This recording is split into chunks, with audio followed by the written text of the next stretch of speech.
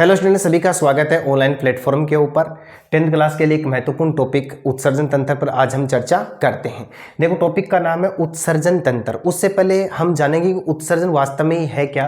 तो देखो, होने वाली विभिन्न प्रकार की उपापचयी क्रियाएं, कई प्रकार की शरीर के अंदर उपापचयी क्रियाएं होती हैं और उपापचयी क्रियाओं के दौरान कुछ पदार्थ बनते हैं जो अनावश्यक होते हैं और अनावश्यक होने के साथ साथ में वे पदार्थ शरीर के लिए कैसे होते हैं, हानिकारक। बॉडी के अंदर उपापचयी क्रियाओं के दौरान आवश्यक व अनावश्यक पदार्थ बनते हैं। ये जो अनावश्यक पदार्थ होते हैं वो शरीर के लिए हानिकारक होते हैं। इन हानिकारक पदार्थों को शरीर से बाहर निकालना, शरीर से निकालना पड़ता है बाहर, यानी बाहर कर देते हैं। अनावश्यक पदार्थों को शरीर से क्या कर दिया जाता है, बाहर कर दिया जाता है। ये जो उपापचयी क्रियाएं होती हैं इसके दौरान कई प्रकार के पदार्थ, जैसे हम बात करते हैं शरीर के अंदर बनने वाली कार्बन डाइऑक्साइड गैस, शरीर के अंदर बनने वाली कार्बन डाइऑक्साइड गैस, इसके अलावा N2 अपशिष्ट यानी नाइट्रोजन युक्त जो पदार्थ होते हैं वो भी शरीर के अंदर बनते हैं। जब प्रोटीन का पाचन होता है तो प्रोटीन के पाचन के दौरान प्रोटीन से कुछ यौगिक तो लाभदायक बनते हैं और कुछ यौगिक हानिकारक बनते हैं। हानिकारक पदार्थों की यदि मैं बात करूं तो वो हानिकारक पदार्थ किसके रूप में होते हैं, नाइट्रोजन युक्त होते हैं। नाइट्रोजन युक्त अपशिष्ट पदार्थों को शरीर से बाहर निकालने की जो क्रिया होती है उसको कहा जाता है उत्सर्जन। पुनः समझो, देखो कैसी क्रिया होती है, उपापचयी क्रिया। उपापचयी क्रिया होने से अनावश्यक व हानिकारक पदार्थों का निर्माण होता है और इनको शरीर से निकालना पड़ता है बाहर। शरीर से बाहर निकालने की विधि होगी, जैसे फॉर एग्जांपल हम बात करते हैं कार्बन डाइऑक्साइड गैस जो है वो एक अनावश्यक व हानिकारक पदार्थ होता है जिसको शरीर से बाहर निकाला जाता है। इसके अलावा शरीर में कुछ नाइट्रोजनी अपशिष्ट पदार्थ बनते हैं। ये जो नाइट्रोजनी अपशिष्ट पदार्थ है, नाइट्रोजनी N2 अपशिष्ट पदार्थ, ये शरीर के लिए घातक होते हैं, हानिकारक होते हैं, रोग उत्पन्न कर सकते हैं। तो इनको भी शरीर से बाहर निकालने का प्रोसेस होता है। अब देखो क्या है, नाइट्रोजन युक्त अपशिष्ट पदार्थ जो हैं इनको कहा जाता है उत्सर्जी पदार्थ। इनको क्या कहा जाता है, उत्सर्जी पदार्थ। और इन उत्सर्जी पदार्थों को जिस क्रिया के द्वारा शरीर से बाहर निकाला जाता है उसे कहा जाता है एक्सक्रीशन, या उसको क्या कह सकते हैं, उत्सर्जन। आया समझ में? यानी N2 अपशिष्ट पदार्थों को क्या कहा जाता है, उत्सर्जी पदार्थ। और उत्सर्जी पदार्थों को जिस क्रिया के द्वारा शरीर से बाहर निकाला जाता है उसे हम क्या कह देते हैं, उत्सर्जन कह देते हैं। अब देखो इसमें कौन कौन से हो सकते हैं ऐसे पदार्थ, तो मैं बात करूं जैसे अमोनिया, इसके अलावा यूरिया, इसके अलावा यूरिक एसिड। ये तीन महत्वपूर्ण नाइट्रोजन युक्त अपशिष्ट पदार्थ होते हैं। अलग अलग जीवों में अलग अलग प्रकार के नाइट्रोजनी अपशिष्ट पाए जाते हैं।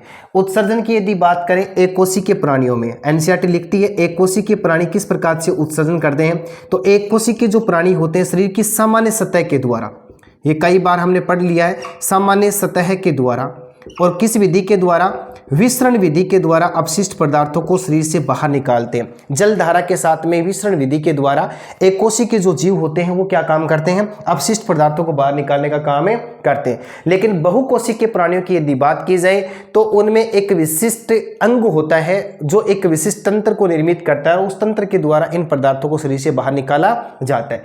यूरिया उत्सर्जी मनुष्य है।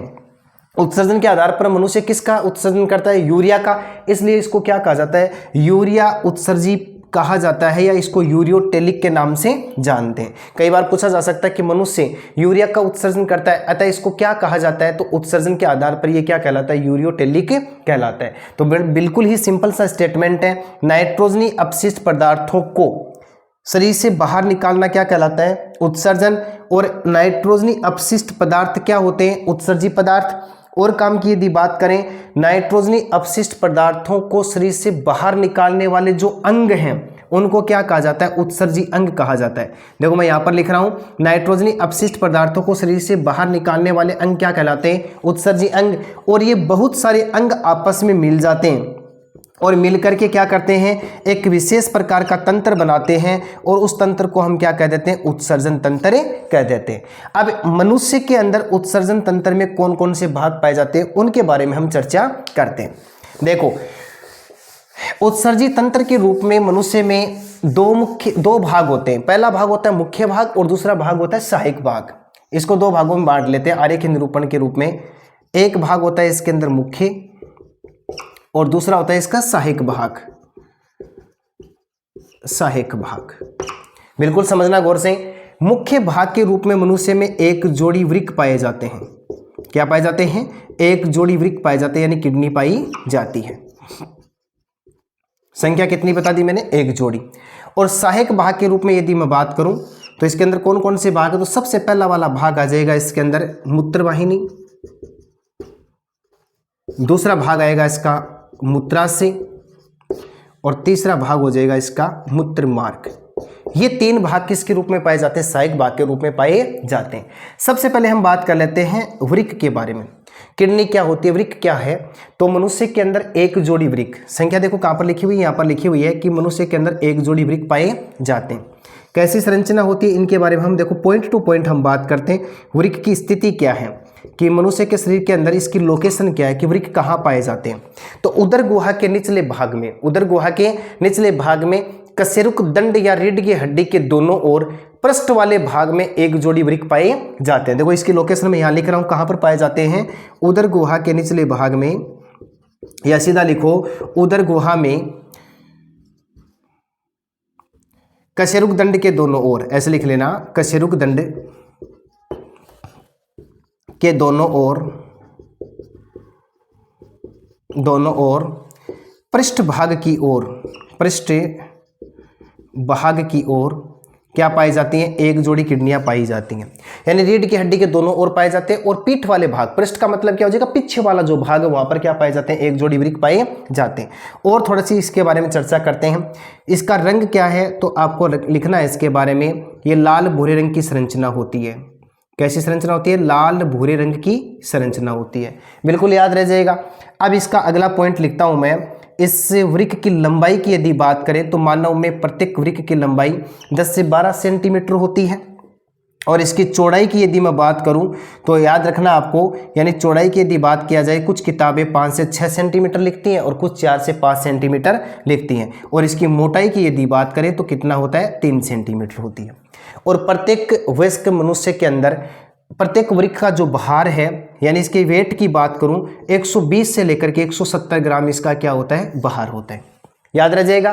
कुछ स्टेटमेंट और है, जैसे मैं इधर लिख रहा हूं, और जो वृक्क होते हैं वो सेम के बीज के समान होते हैं। कैसे होते हैं, सेम के बीज के समान होते हैं। बड़े ध्यान से सुनना।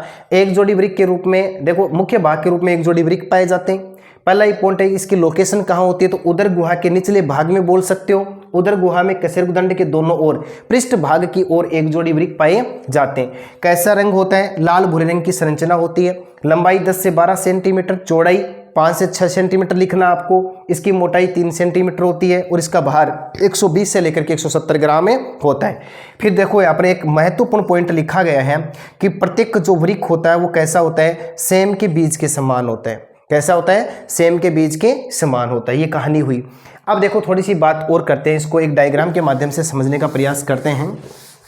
एक जोड़ी वृक्क की जो बात कर रहे हैं, किस प्रकार से इसकी संरचना होती है, ये आपके सामने इस प्रकार का आपको आरेखीय निरूपण इसका करना है उत्सर्जन तंत्र का। देखो बड़े गौर से देखना, और ये जो दायां वाला जो वृक्क है इसको थोड़ा सा नीचे बनाना है, और बायां वाला वृक्क जो है उसको बड़ा बनाना है। ऐसा क्यों है, अभी इसके ऊपर हम चर्चा करेंगे। इसके ऊपर इस प्रकार से अधिवृक्क ग्रंथियां पाई जाती हैं। एक नलिकाकार संरचना ऐसे निकलती है, कि नलिकाकार संरचना इस प्रकार से निकलेगी, और ऐसे आपको बनाना है संरचना को। एक संरचना यहां से इस प्रकार से निकल जाती है,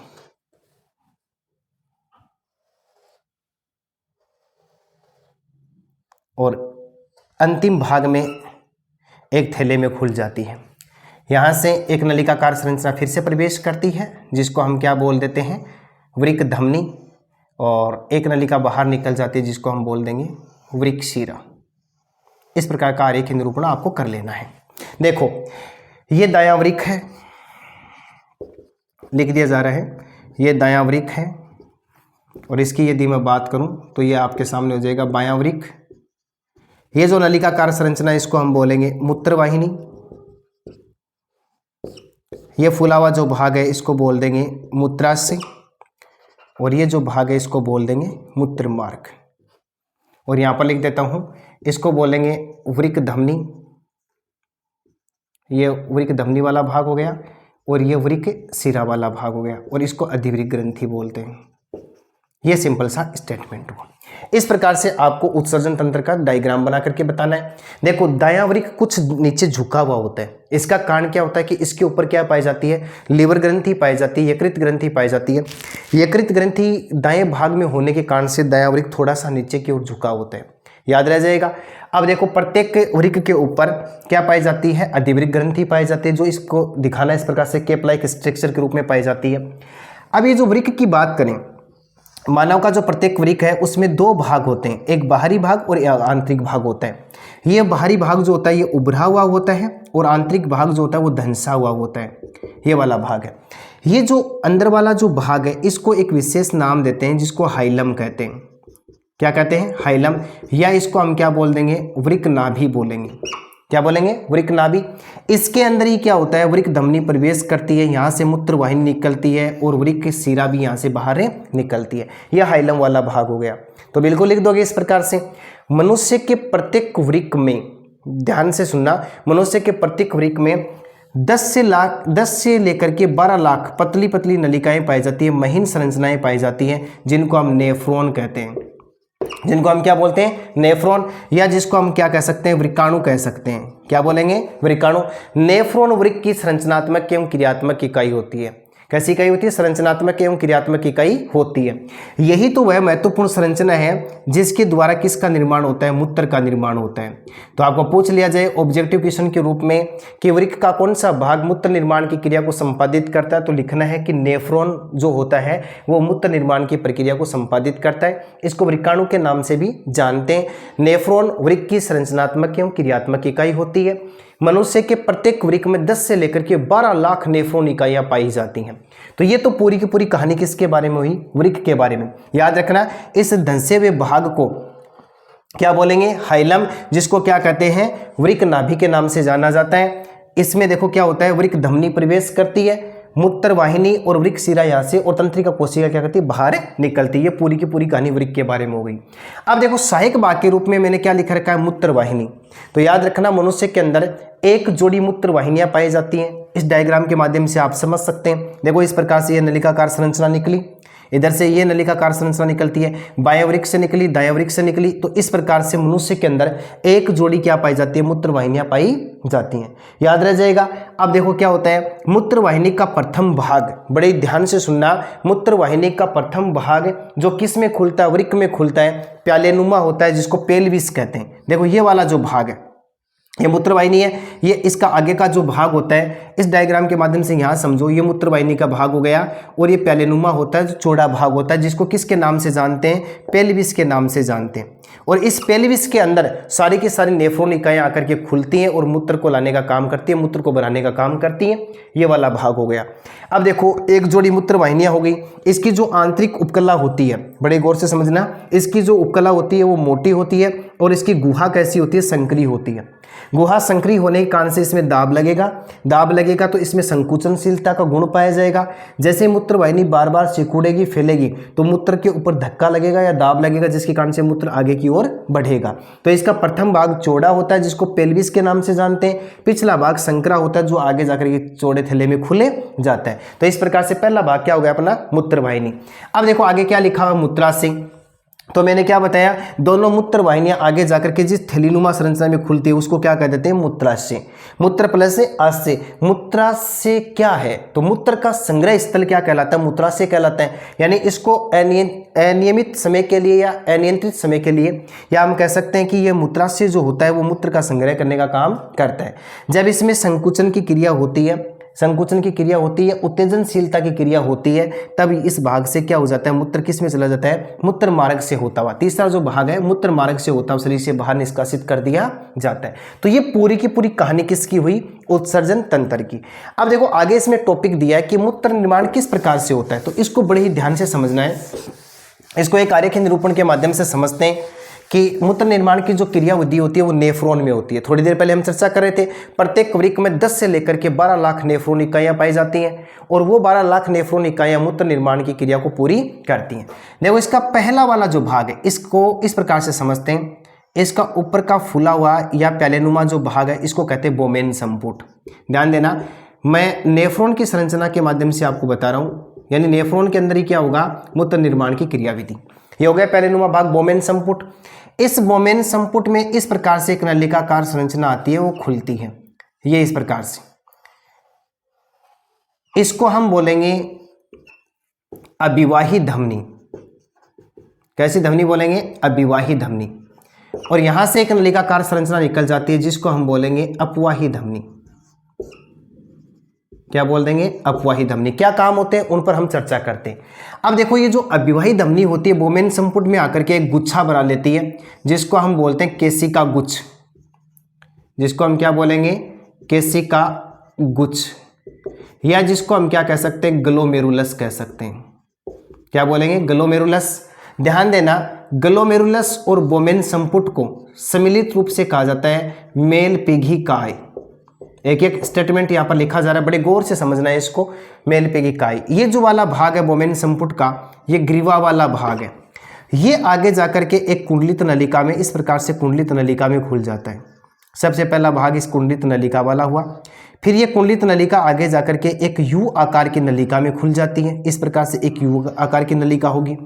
फिर से यू आकार की नलिका पुनः कुंडलित नलिका में खुल जाती है। बात को समझना, बड़ा ही महत्वपूर्ण टॉपिक है ये, किस प्रकार से मूत्र का निर्माण होता है। ये आगे जाकर के इस प्रकार की एक नलिका में खुल जाती है। याद रह जाएगा, बिल्कुल याद रह जाएगा, नहीं याद रखना पड़ेगा। इस प्रकार से मूत्र की क्रिया होगी। अब समझो, देखो ये एक नेफ्रॉन की संरचना है। ये आपके सामने किसकी संरचना बनाई मैंने, नेफ्रॉन की। देखो ये प्यालेनुमा भाग, इसको क्या बोलेंगे, बोमेन संपुट। इसके अंदर अभिवाही धमनी आती है, एक जाल बनाती है जिसको केशिका गुच्छ कहते हैं, जिसको ग्लोमेरुलस कहते हैं। बोमेन संपुट और ग्लोमेरुलस को मिलाकर के कहते हैं मेलपीघिकाय। ये इसका ग्रीवा प्रदेश हो गया। और ये जो कुंडलित नलिका है इसको बोलते हैं समीपस्थ कुंडलित शिरा। क्या बोलते हैं इसको, समीपस्थ कुंडलित शिरा के नाम से इसको जाना जाता है।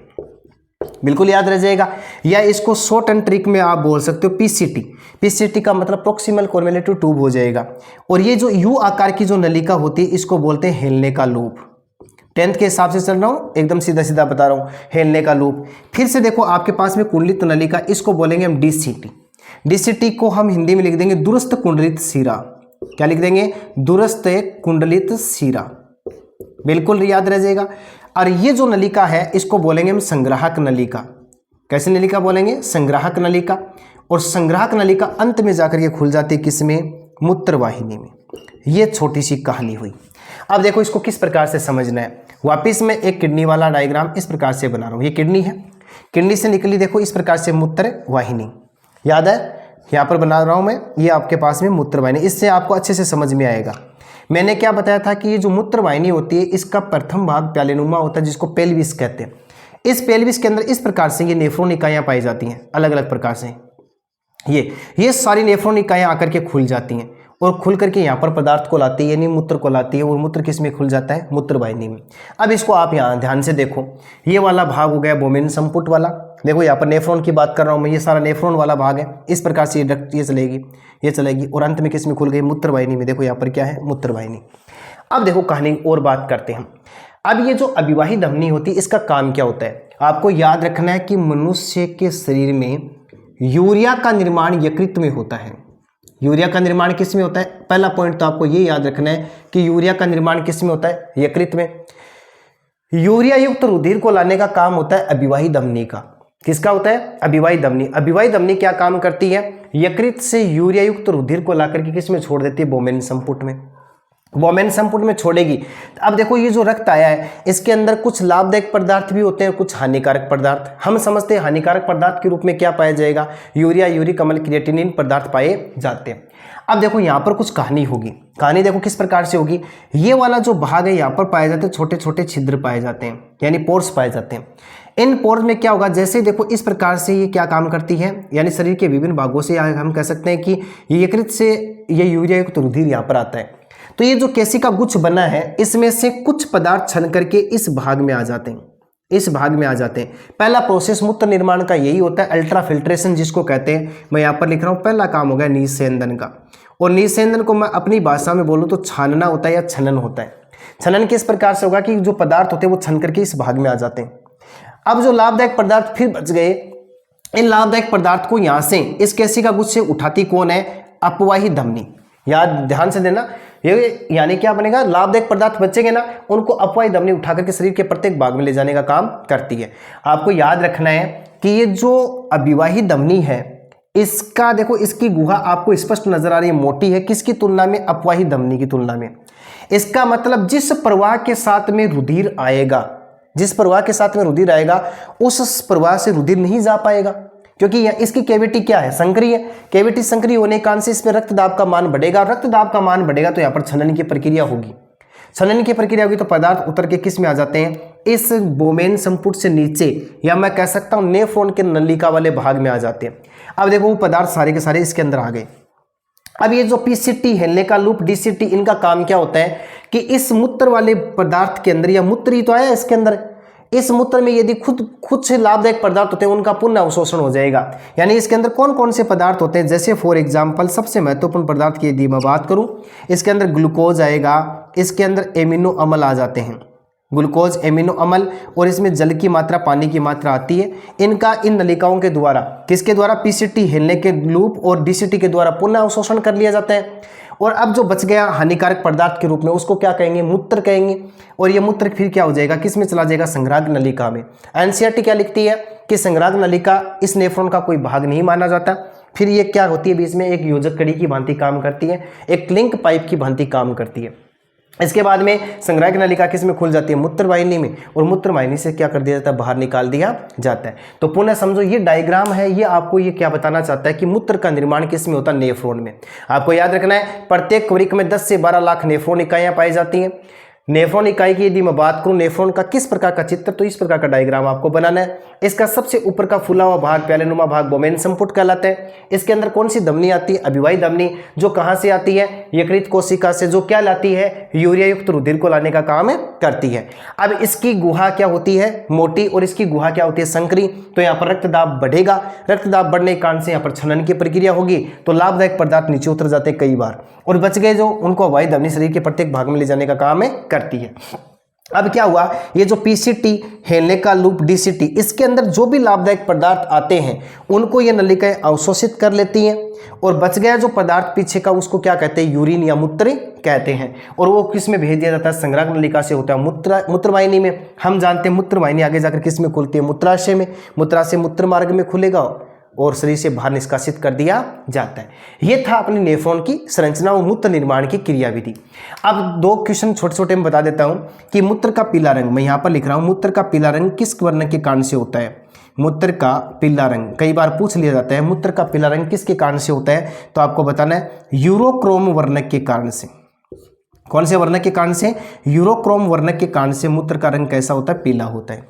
याद रह जाएगा, ये है कहानी पूरी की पूरी। और यकृत कोशिका के अंदर यदि ऑब्जेक्टिव क्वेश्चन दे दिया जाए, यकृत कोशिका में यूरिया का निर्माण किस चक्कर के द्वारा होता है या किस प्रक्रिया के द्वारा, तो 1 लाइनर क्वेश्चन हो सकता है। तो आपको लिखना है ऑर्निथीन चक्कर के द्वारा, ऑर्निथीन चक्कर के द्वारा, यानी यकृत कोशिका के अंदर किसका निर्माण होता है, यूरिया का निर्माण होता है। तो आज की इस ऑनलाइन क्लास में हमने पढ़ा उत्सर्जन किसे कहते हैं, उत्सर्जन तंत्र क्या होता है, उत्सर्जन तंत्र के भाग क्या होते हैं, और एक उत्सर्जन तंत्र में किस प्रकार से मूत्र का निर्माण होता है।